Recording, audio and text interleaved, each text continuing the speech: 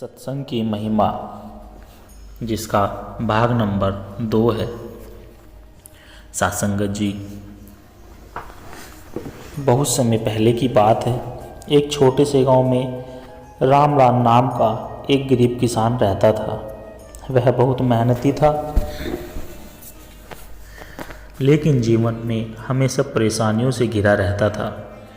उसकी फसल खराब हो जाती थी, घर में गरीबी का माहौल बना रहता और उनका मन हमेशा चिंता में भरा रहता था। एक दिन गांव में एक प्रसिद्ध संत का आगमन हुआ।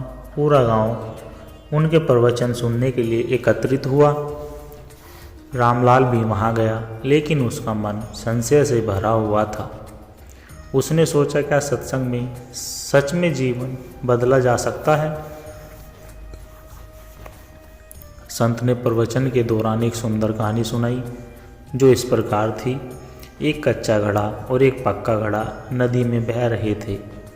कच्चा घड़ा डर से कांप रहा था, लेकिन पक्का घड़ा निडर था। कच्चे घड़े ने पूछा, भैया तुम डर क्यों रहे हो? कच्चे घड़े ने पूछा, भैया तुम डर क्यों नहीं रहे हो? पक्के घड़े ने उत्तर दिया, क्योंकि मैं अग्नि में तप चुका हूँ, अब पानी मुझे तोड़ नहीं सकता। इस तरह जब मनुष्य सत्संग और सद्गुरु के मार्गदर्शन में तपता है, तो जीवन की परेशानियों उसे हिला नहीं सकती। रामलाल को यह कहानी बहुत अच्छी लगी। उसने सोचा कि उसे भी सत्संग का हिस्सा बनना चाहिए। अगले कुछ दिनों तक वह संत के प्रवचनों में जाता रहा। धीरे धीरे उसका दृष्टिकोण बदलने लगा।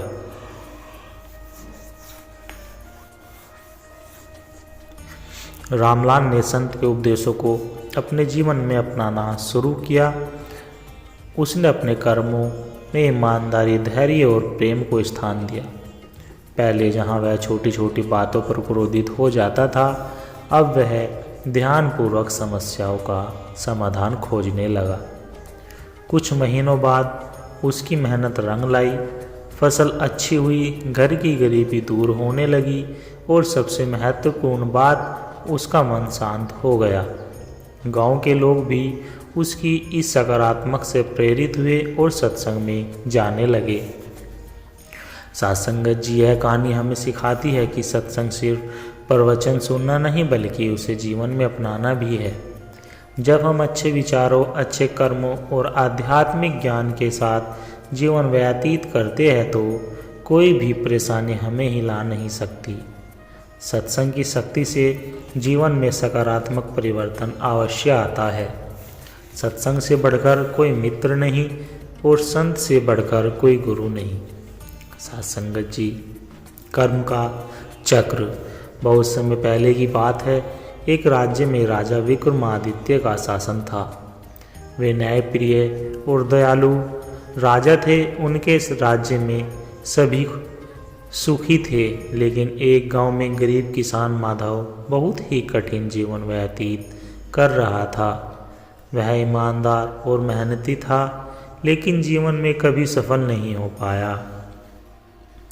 एक दिन वह उदास मन से जंगल में गया। वहां उसे एक वृद्ध साधु मिले। माधव ने उन्हें प्रणाम किया और कहा, महाराज, मैं दिन रात मेहनत करता हूँ, फिर भी सफलता नहीं मिलती, ऐसा क्यों? साधु मुस्कुराकर बोले, यह सब तुम्हारे पूर्व जन्म के कर्मों का फल है, लेकिन यदि तुम अच्छे कर्म करते रहोगे तो आने वाला समय अवश्य सुधरेगा। माधव ने जिज्ञासु होकर पूछा, क्या आप मुझे मेरे पूर्व जन्म की कहानी बता सकते हैं?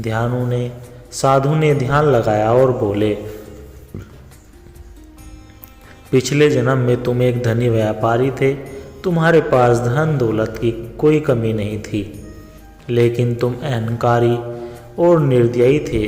गरीबों की मदद करने के बजाय तुम उनका शोषण करते थे। एक दिन एक भूखा ब्राह्मण तुमसे भोजन मांगने आया, लेकिन तुमने उसे अपमानित कर भगा दिया। उसी दिन तुम्हारे व्यापार में भारी नुकसान हुआ और कुछ समय बाद तुम्हारी मृत्यु हो गई। अपने बुरे कर्मों के कारण इस जन्म में तुम गरीब किसान बने हो, लेकिन यदि इस जन्म में तुम अच्छे कर्म करोगे तो दयालु बनोगे और किसी का दिल नहीं दुखाओगे तो अगला जन्म सुखद होगा।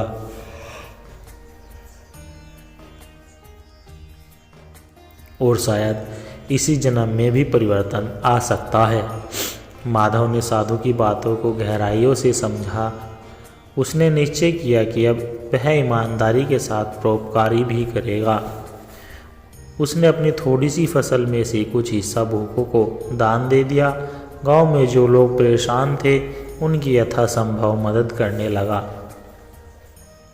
धीरे धीरे उनका समय बदलने लगा। उसकी फसलें पहले से बेहतर होने लगी। गांव के लोग उसकी प्रशंसा करने लगे और राजा विक्रमादित्य को भी उसके परोपकार की कहानियाँ सुनाई देने लगी। एक दिन राजा गांव में आए और माधव की ईमानदारी और परोपकार से प्रभावित हुए। उसे अपने दरबार में एक महत्वपूर्ण पद दिया। अब माधव के जीवन में समृद्धि आ गई और उसने यह समझ लिया कि कर्म ही मनुष्य का असली भाग्य बनाता है। साधुसंगत जी, इस कहानी से हमें यह शिक्षा मिलती है कि हमारे जीवन में जो भी अच्छा या बुरा होता है वह हमारे कर्म का ही फल होता है। लेकिन यदि हम सच्चे मन से अच्छे कर्म करें तो भाग्य को बदला जा सकता है। कर्म का चक्र घूमता रहता है, लेकिन जो सच्चे मन से अच्छे कर्म करता है वह अवश्य सुख प्राप्त करता है। साधुसंगत जी, कर्मों का खेल। हमारा जीवन एक रहस्यमय यात्रा है और इस यात्रा में जो कुछ भी हमारे साथ होता है वह हमारे कर्मों का परिणाम होता है। प्राचीन शास्त्रों में कहा गया है, जैसा करोगे वैसा ही भरोगे। यह संसार कर्मों का एक विशाल खेल है जहाँ हर कार्य का प्रतिफल अवश्य मिलता है। साधुसंगत जी, आज के इस विस्तृत प्रवचन में हम निम्नलिखित बिंदुओं पर चर्चा करेंगे, जैसे कर्म का अर्थ और परिभाषा, कर्म के प्रकार, कर्म और भाग्य का संबंध, कर्म का फल कब और कैसे मिलता है, पिछले जन्मों के कर्म और उनका प्रभाव, कर्मों से मुक्ति का मार्ग, एक प्रेरणादायक कथा सारांश। साधुसंगत जी, संस्कृत में कर्म शब्द का अर्थ होता है कार्य या क्रिया। यह हमारे विचारों, शब्दों और कार्यों से मिलकर बनता है। भागवत गीता में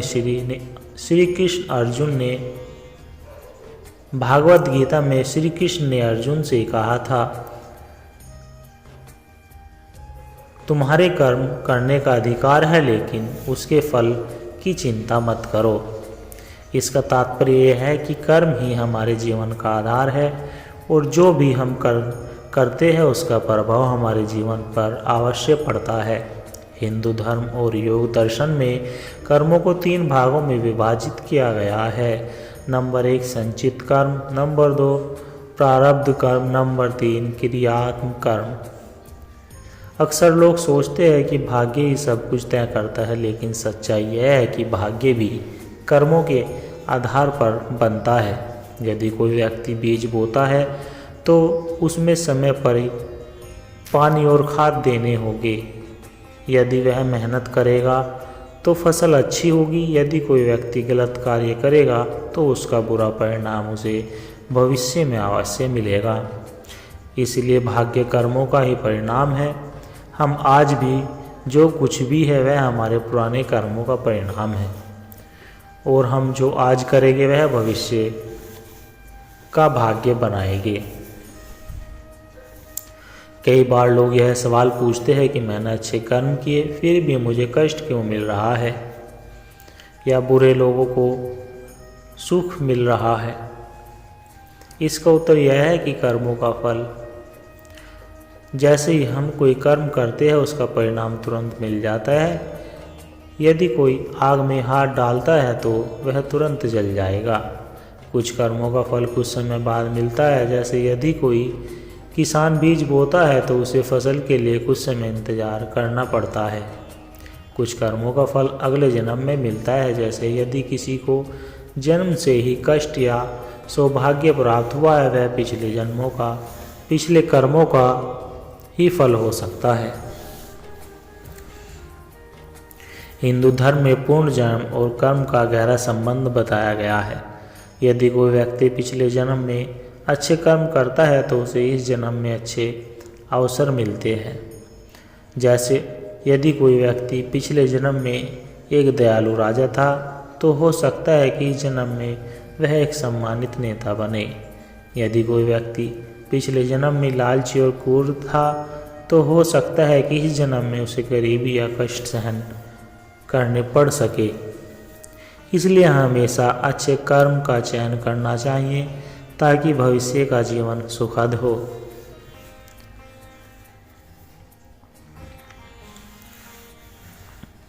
एक बार एक भोज ने एक संत से पूछा, क्या मैं अपने बुरे कर्मों को समाप्त कर सकता हूँ? संत ने कहा, राजन, क्या तुम एक पुरानी दीवार को तुरंत गिरा सकते हो? राजा ने कहा, नहीं, उसके लिए पहले ईंटें हटानी पड़ेगी। संत ने कहा, इसी तरह कर्मों का प्रभाव भी धीरे धीरे कम होता है। यदि तुम अच्छे कर्म करते रहोगे तो धीरे धीरे पुराने पाप समाप्त हो जाएंगे और तुम्हारा जीवन सुखमय बन जाएगा।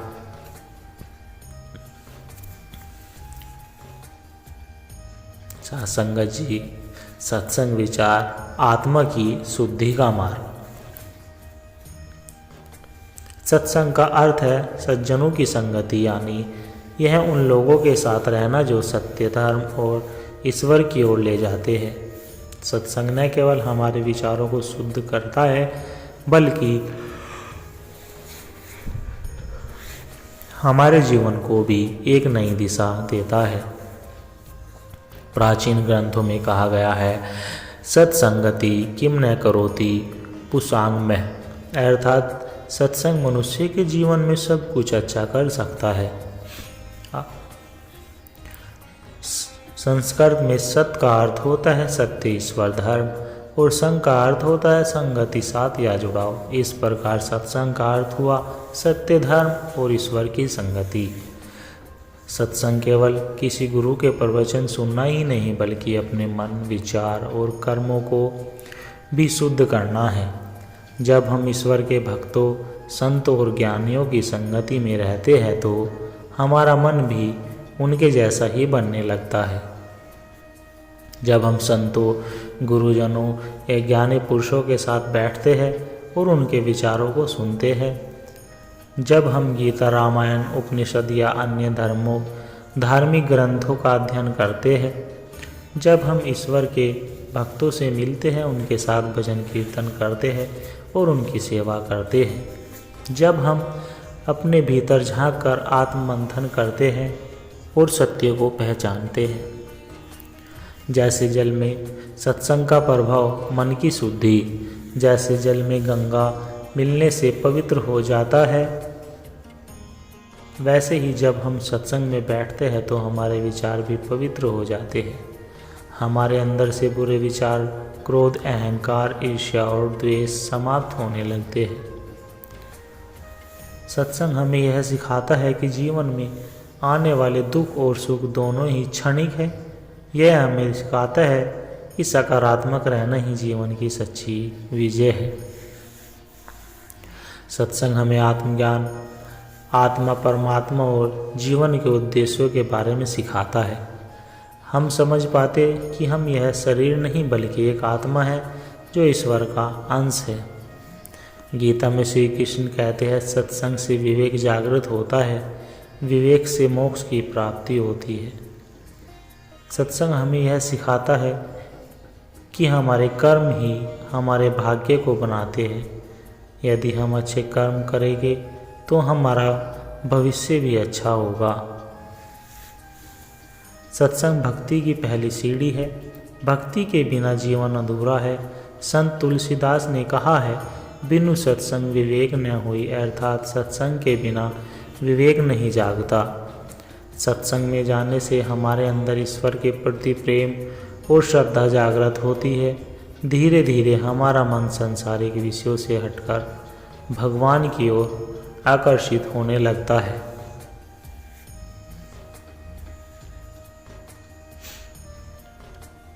सत्संग की महिमा पर एक प्रेरक कथा। साधुसंगत जी, एक बार राजा जनक ने घोषणा की कि जो भी उन्हें आत्मज्ञान देगा वे उसे अपना गुरु बना लेगी। कई विद्वान आए लेकिन कोई भी उन्हें संतुष्ट नहीं कर सका। तभी अष्टावक्र ऋषि आए। वे शारीरिक रूप से विकृत थे लेकिन आत्मज्ञान से परिपूर्ण थे। दरबार में बैठे पंडित उनकी विकृति आकृति देखकर हंसने लगे। अष्टावक्र ने राजा जनक से कहा, राजन, ये लोग विद्वान नहीं हैं, ये केवल शरीर को देख सकते हैं, आत्मा को नहीं। यह आत्मज्ञान कैसे देंगे? राजा जनक समझ गए कि अष्टावक्र सच्चे ज्ञानी हैं। उन्होंने उनसे आत्मज्ञान मांगा। अष्टावक्र ने कहा, राजन, सत्संग ही सबसे बड़ा ज्ञान है। जब तक मनुष्य संतों की संगति नहीं करेगा तब तक उसका मन सांसारिक बंधनों में उलझा रहेगा, लेकिन जैसे ही वह सत्संग में आएगा उसकी आत्मा को शांति और मोक्ष का मार्ग मिलेगा। राजा जनक ने सत्संग का मार्ग अपनाया और ब्रह्म ज्ञानी बन गए। साधुसंगत जी, सत्संग से प्राप्त होने वाले लाभ कुछ इस प्रकार है। जैसे मन की शांति, सत्संग से मन का अशांत स्वरूप समाप्त हो जाता है। जैसे आत्मा की शुद्धि, बुरे विचारों से छुटकारा मिलता है। आत्मज्ञान, हम अपने असली स्वरूप का ज्ञान होता है। सद्गुणों की वृद्धि, अहंकार, क्रोध, लोभ, मोह से बचाव होता है। मोक्ष की प्राप्ति, जीवन का अंतिम लक्ष्य एक स्वर्ग की प्राप्ति है। सत्संग जीवन को अंधकार से प्रकाश की ओर ले जाता है। यह हमें सिखाता है कि सच्चा सुख केवल बाहरी भौतिक वस्तुओं में नहीं बल्कि आत्मा की शुद्धि और ईश्वर की भक्ति में है। श्रीमद् भागवत गीता में कहा गया है, सत्संग से बढ़कर कोई तीर्थ नहीं और संतों से बढ़कर कोई मूर्त नहीं। इसलिए हमें जीवन में सत्संग को अपनाना चाहिए और सदैव सत्कर्मों के मार्ग पर चलना चाहिए। यह हमारे जीवन की सच्ची सफलता है। सत्संग करो, मन को पवित्र करो और ईश्वर की भक्ति में लीन हो जाओ। यही जीवन का सबसे बड़ा धन है।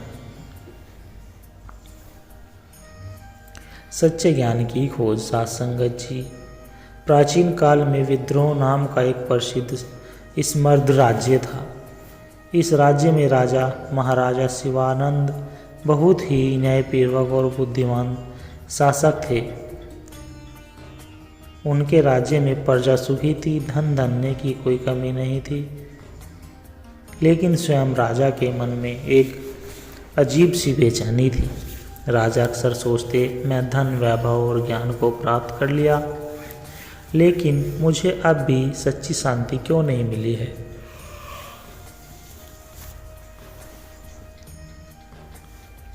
एक दिन राजा ने अपने दरबार में सभी विद्वानों, संतों और गुरुओं को आमंत्रित किया और पूछा, संसार में सबसे बड़ी संपत्ति क्या है? कई विद्वानों ने उत्तर दिए, धन ही सबसे बड़ी संपत्ति, संतान सबसे बड़ी संपत्ति, राज्य और शक्ति सबसे बड़ी संपत्ति। लेकिन राजा संतुष्ट नहीं हुआ। तभी दरबार में एक वृद्ध संत आए। वे संत तेजस्वी और दिव्य आभा से युक्त थे।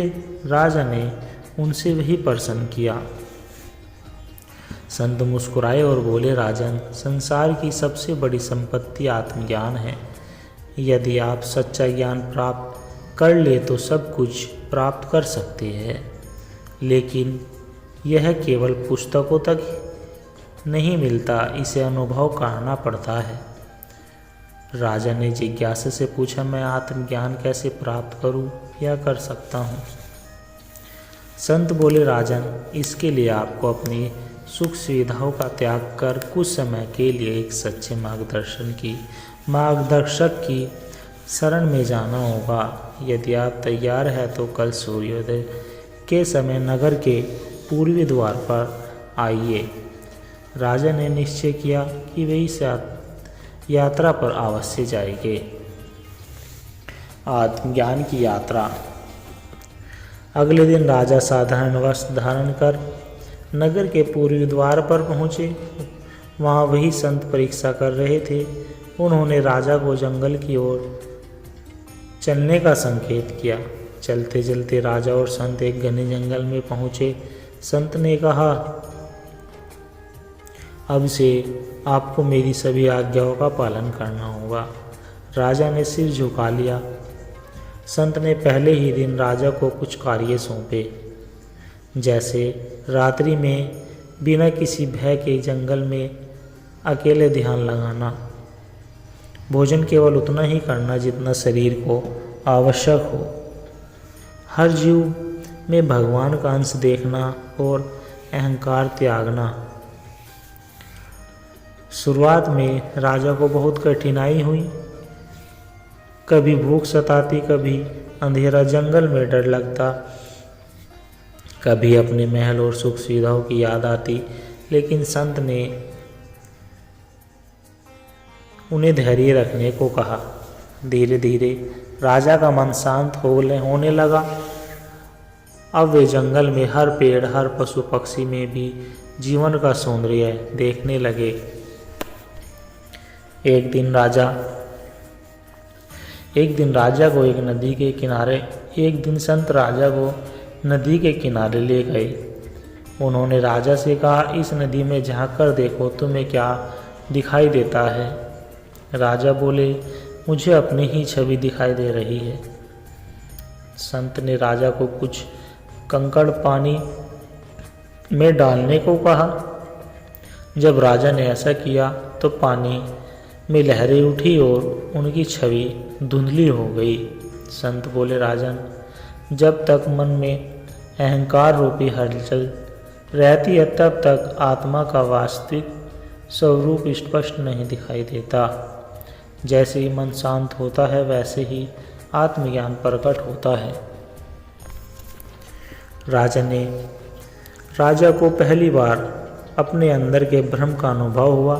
उन्होंने महसूस किया कि वे अब तक बाहरी वैभव में उलझे हुए थे, लेकिन असली सुख तो मन की शांति में है। कुछ सालों तक राजा ने संत के मार्गदर्शन में साधना की। एक दिन ध्यान में बैठे बैठे उन्होंने एक दिव्य अनुभूति हुई। उन्हें एहसास हुआ कि मैं यह शरीर नहीं। मैं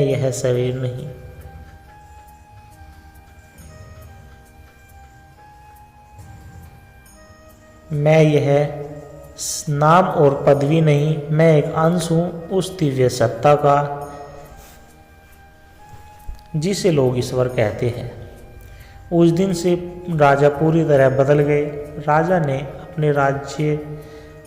वे अपने राज्य लौटे तो पहले की तरह सत्ता और ऐश्वर्य का मोह था।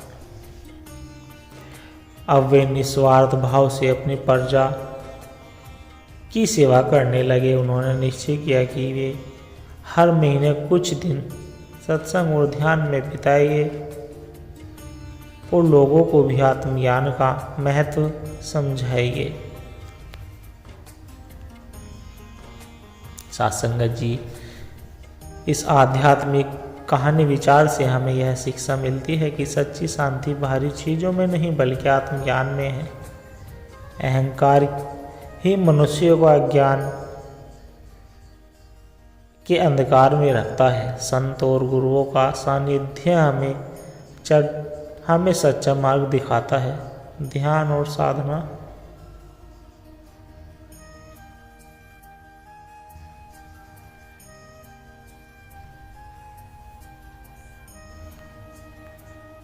सत्संगत जी, आप जी को अगर दास के द्वारा कहे गए आध्यात्मिक सत्संग विचार, कहानी विचार पसंद आए हो तो लाइक, कमेंट, शेयर ज़रूर करें और हमारे चैनल को सब्सक्राइब कर दें और दास को आशीर्वाद दें कि आप जी के चरणों में हर रोज़ ऐसे ही विचार, सुंदर विचार, पंक्तियाँ, कहानी विचार लेकर आता रहूँ। सत्संगत जी प्यार से कहना, धन्य निरंकार जी।